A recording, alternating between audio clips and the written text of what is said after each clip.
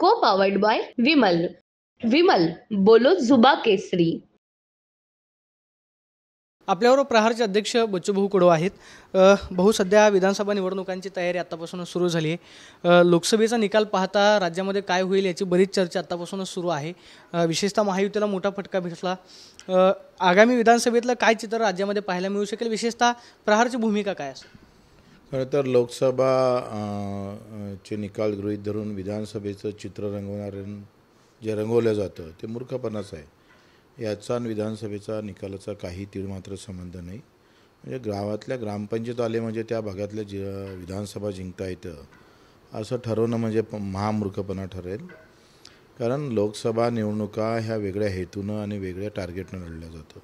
उमेदवार बदलतं, निवडणूक बदलतं. तसंच विधानसभा पण इथे त्या 3 लाखामध्ये 10 ते 11 उमेदवार असतात आणि इथे 15-16 लाखामध्ये 11 उमेदवार आहे. त्याच्यानं असं अनुमान करणं म्हणजे मूर्खपणाचं लक्षण आहे. दुसरं असं का आम्ही विधानसभेची आता तयारी करतो आहे चांगल्या पद्धतीनं आणि लहान घटक पक्ष जितके आहे ते एकत्रित करण्याचा आम्ही प्रयत्न करू आणि त्या अनुगानं एक चांगला कार्यक्रम महाराष्ट्राला देण्याचा आम्ही प्रयत्न करतो आहे का जेणेकरून सगळ्या निवडणुका ज्या जाती धर्मावर होतात त्या मुद्द्यावर कशा करता येईल, इथल्या सामान्यांचे प्रश्न काय आहे, गरीब आणि श्रीमंत अशी एक लढाई नव्यानं सुरू या देशामध्ये झाली आहे. सगळ्यात महत्त्वाचं म्हणजे आत्तापर्यंत तुम्ही महायुतीसोबत होतात, मात्र लोकसभा निवडणुकीमध्ये तुम्ही अमरावतीमध्ये उमेदवार उभा केला. आत्ता महायुतीकडून काय बोलणी तुमच्यासोबत सुरू आहे का, किंवा महायुतीकडून तुमची काय अपेक्षा आहे का की विधानसभेला एवढ्या जागा ज्या आहेत त्या महायुतीकडून मिळाल्या पाहिजेत, तर मग आपण युतीमध्ये एकत्र होऊ? मागणी वगैरे आम्ही करणार नाही. पहिली गोष्ट, सप्टेंबरमध्ये आमची सगळी तयारी जुलै ते ऑगस्टमध्ये करू. सप्टेंबरमध्ये मग कशा पद्धतीनं समोर जायचं ते ठरवू. जर कदाचित महाविकास आघाडी करून तुम्हाला काही जागांची ऑफर करण्यात आली तर महाविकास आघाडीसोबत जाण्याचा काय विचार? जर तर मध्ये आपण बोलूच नाही. खरं तर काय होते, कशा पद्धतीनं समोरचं राजकारण होतं, खेळी खेळलं जातं, अजून कायच्यातच काही नाही आहे. कोण कुठं राहील हे येणाऱ्या विधानसभेमध्ये काही सांगता येत नाही. त्याच्यानं मोठी गलफत त्याच्यात होणार. आरोप प्रत्यारोप, त्याच्यातून मग विश्लेषण, ह्या सगळ्या याच्यामध्ये बरंच पाणी अंगावरून जाण्याची शक्यता आहे. आणि मला असं वाटतं का आम्ही जे काही बोलू ते सप्टेंबरमध्येच बोलू या बाबतीत. सगळ्यात महत्त्वाचं म्हणजे तुम्ही उद्धव ठाकरेंसोबत सुद्धा काम केले. लोकसभा निवडणुकीमध्ये उद्धव ठाकरे आणि शरद पवार यांच्या पाठीमागे सहानुभूती होती असं महाराष्ट्रामध्ये सांगितलं गेलं. त्याचा परिणाम म्हणजे महाविकास आघाडीच्या जवळपास 31 जागा पाहायला मिळाल्या.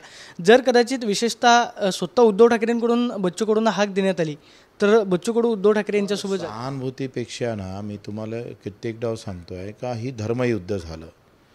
मुस्लिम, बौद्ध आणि हिंदू असं एक युद्ध या देशामध्ये पाहायला भेटलं. तुम्ही सांगा, मालेगावला जे बच्चव निवडून आले सगळ्या ह्याच्यात ती पडतं आणि मालेगावमध्ये ते 1,74,000चा लीड घेतं. हे धर्मयुद्धच आहे. इथे मुद्दे संपलेले आहे. तुम्ही सांगा, आघाडीचं बौद्ध समाजाचं आणि मुस्लिम होट जर बाजूनं काढलं तर मग आघाडी कुठं शिल्लक आहे? जिथं इम्ताज अली संभाजीनगरला उभे होते तिथे सहानुभूती राहिली का टिकून? नाही राहिली. तुम्ही अकोल्याला प्रकाश आंबेडकर उभे होते, प्रकाशजी, तिथं सहानुभूती टिकली का? हे एकंदरीत जर असा विचार केला तर आघाडीच्या बाजूनं म्हणजेच काँग्रेसच्या बाजूनं जर बौद्ध आणि मुस्लिमांचे मतं जर बाजूनं काढले तर मला वाटतं अतिशय वाईट अवस्था तिथे चित्र उभं राहतं. आणि भाजपानं जर हिंदुत्ववादीचा मुद्दा जर सोडला आणि हिंदू मतं जर आपण काढले तर भाजपाचं डिपॉझिट जप्त होईल. ही धर्मयुद्ध करण्यात आमचे राजकीय नेते यशस्वी झाले आणि तिथंच आमचं खटकतं आहे का मुद्द्यावर निवडणुका होत नाही, या देशातल्या समस्यावर निवडणुका होत नाही. ते खऱ्या अर्थानं या देशासाठी दुर्दैवाची गोष्ट आहे. सध्या महायुतीमध्ये जो निकाल लागला त्याच्यावरून बरीच धुसफूस पाहायला मिळते. मग ते RSSचं मुखपत्र असेल, ऑर्गनायझर किंवा भाजपचे आमदार, त्यांना आता अजित पवार नकोसे झालेत. अजित पवार त्यांच्यासोबत आलेले होते. उपमुख्यमंत्रीपद, काही महत्त्वाचे मंत्रिपदं त्यांना मिळाली. लोकसभा निवडणूक एकत्रित लढली. मात्र निकालानंतर आता भाजप आमदारांमध्ये अस्वस्थता आहे. ते असं म्हणतात की अजित पवारांचा फटका महायुतीला बसला, त्यामुळे विधानसभेला पुनर्विचार करा, अजित पवारांना सोबत घ्यायचं की नाही? मला असं वाटतं का फटके कोणाच्यामुळं कसे बसले तुम्ही सांगा. शिंदे साहेबांच्या तुमची परभणीची सीट हिंगोली परभणी, तिकडे यवतमाळ आणि नांदेड जे काही बदलवल्या त्या बदलवल्या नसत्या तर अधिक सीट वाढल्या असत्या. म्हणजे एक नवीन पाहायला भेटलं. शिवसेनाची उमेदवारी कोणती द्यायची काय करते भाजप ठरवणार. म्हणजे त्यांनी सर्वे केला भाजपनं, उमेदवार शिंदे साहेबाचे आणि सर्वे करतं भाजप आणि भाजप म्हणते आता यांना टाळा, ते हेमंत पाटलाला देऊ नका, त्यांना इथं देऊ नका, भावना गवळीला तिथं देऊ नका. हे नवीनच पद्धत आहे ही. म्हणजे नाक दाबून भुक्याचा मार जो पद्धत असते तसंच अजितदादासोबत झालेलं दिसतं. अजितदादासोबत आहे इथे 2 उसने उमेदवार त्यांना दिले. मग असा युती धर्म असतं का? अशा पद्धतीनं तुम्हाला गरज होती. तुम्हाला हे मात्र खरं होतं का युतीचं सरकार म्हणजे शिंदेसाहेब आल्यानंतर सरकार सुरळीत जात होतं, पण तुम्हाला शिंदेसाहेबाला द्यायचं होतं म्हणून तुम्ही अजितदादाला घेतला हाती आणि अजितदादाला हाती घेऊन शिंदेसाहेबांना देण्याचा प्रयत्न केला. अधिकचं राजकारण लोकांना पटत नाही. म्हणजे भाजपनं केलेली खेळी त्यांच्यावरतीच उलटली असं म्हणायचं. राजकारण खूप जास्तीचं म्हणजे अतिरेक आहे राजकारणाचा आणि जेव्हा अतिरेक राजकारणाचा कराल ते तुम्ही भोगावंच लागणार आहे.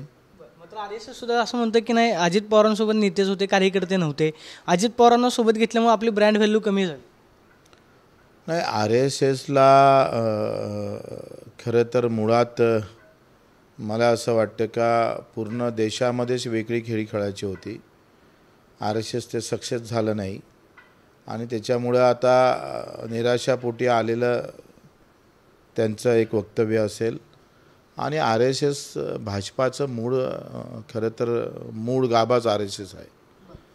आणि जेव्हा RSSनं थोडे पाय म्हणजे थोडे हात काढते घेतले त्याचा फटका भाजपात देशभरात पडलेला दिसतं. सगळ्यात महत्त्वाचं जर महायुतीमध्ये असंच सुरू राहिलं म्हणजे अजित पवारांवरती आरोप होत राहिले किंवा तुम्ही असं म्हणतात की नाक दाबून बुक्यांचा मार दिला म्हणजे की जसे एकनाथ शिंदेंचे उमेदवार स्वतः भाजपनं ठरवले, त्यांनी सर्वे केला, तेच विधानसभेला झालं तर विधानसभेला सुद्धा तेच चित्र काय होते का एकंदरीत त्याचं स्वातंत्र्य हिरवून घेण्याचा कुठेही प्रयत्न केला कोणावरही तर ते भोगावंच लागतं ना. माझ्या अमरावतीमध्ये आमचे 2 कामदार असताना परस्पर तुम्ही उमेदवारी जाहीर करता, आम्हाला विचारतही नाही आणि उलट पडलं म्हणून नाराजीच्या बोमा ठोकत असेल तर ते चुकीचं आहे आणि असं होऊ नये. युतीनं असं जर केलं तर त्याचे परिणाम अधिक भोगावंच लागेल. बच्चू कडूंच्या किती जागांवरची तयारी आहे विधानसभेला निवडून? आम्ही आता 20 ते 25 जागेवर तयारी करतो आहे. काल परवा आपचे पण काही लोक राज्यातले आम्हाला भेटले, त्यांचंसुद्धा आमची बैठक जमलंच तर 26 तारखेला होईल आणि एक पक्ष जमा करत आम्ही पुढे जाण्याचा प्रयत्न करतो. म्हणजे छोटे छोटे घटक पक्ष एकत्रित घेऊन कदाचित तिसरी आघाडी सुद्धा राज्यामध्ये होऊ शकते की जे बच्चू कडू त्याचं नेतृत्व करू शकतात. आम्ही नेतृत्व करणार नाही, जनतेनंच नेतृत्व करावं लागेल. पुन्हा मी नेतृत्व करतो म्हणजे अधिक त्याची मोठी अडचण निर्माण होईल. मला वाटतं सगळे मिळून काय चांगलं करता येईल. किमान एका मुद्द्यासाठी काय होतं आहे का आता काँग्रेसनं 50 वर्ष राज्य चालवलं म्हणून ते बोलायला लागले तर भाजपा म्हणते तुमचंही राज्य होतं, तुम्ही काय केलं. म्हणजे शेतकऱ्याच्या प्रश्नासंदर्भात असेल, मजुरांच्या प्रश्नाच्या घरकुलाचा प्रश्न असेल तर असे 10, 15, 20 आमदार जर त्या विधानसभेत असले तर जेणेकरून त्या निर्णयावर अंकुश ठेवण्याचं काम आणि हवा तसा निर्णय करून घेण्यासाठी आम्ही सक्षम ठरू शकतो. सध्या राज्यामध्ये मराठा विरुद्ध ओबीसी असा एक संघर्ष पाहायला मिळतोय.